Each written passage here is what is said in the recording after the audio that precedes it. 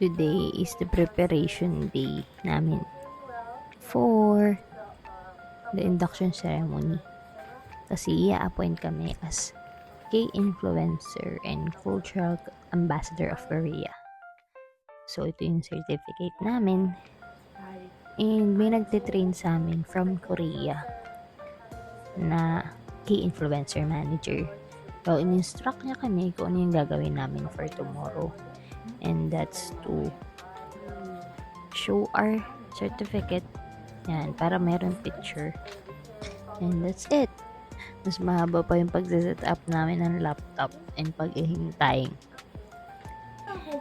So, after nyan, nagkatuwaan na kami kung anong klaseng background yung bagay. So, yung makikita mo ang aking bestie na pumipili ng BTS background. Right, obvious. Maganda ba yan? Mas maraming natakpan.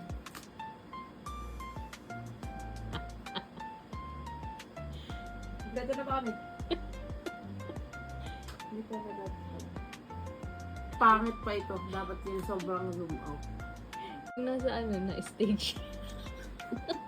Oo, ganun. Army bag. Front seat. Sarang ngayon. Barricade.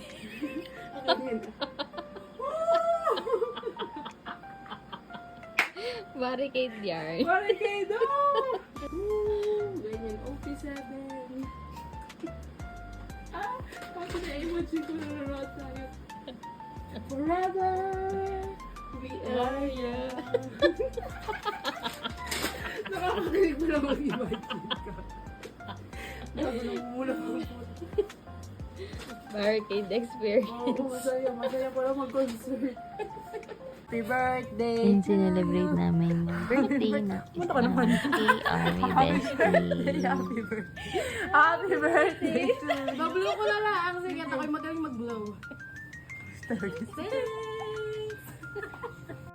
After that, nag-dinner kami ng kimchi chicken. At silingitan lang ng konting meeting.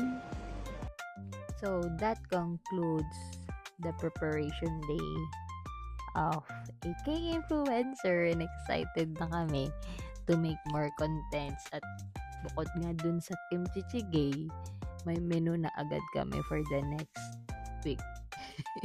And hopefully, ma-feature ko pa ng mas better yung mga kaganapan namin. And yun lang, stay tuned everyone. Chingus, and hope you have a great day.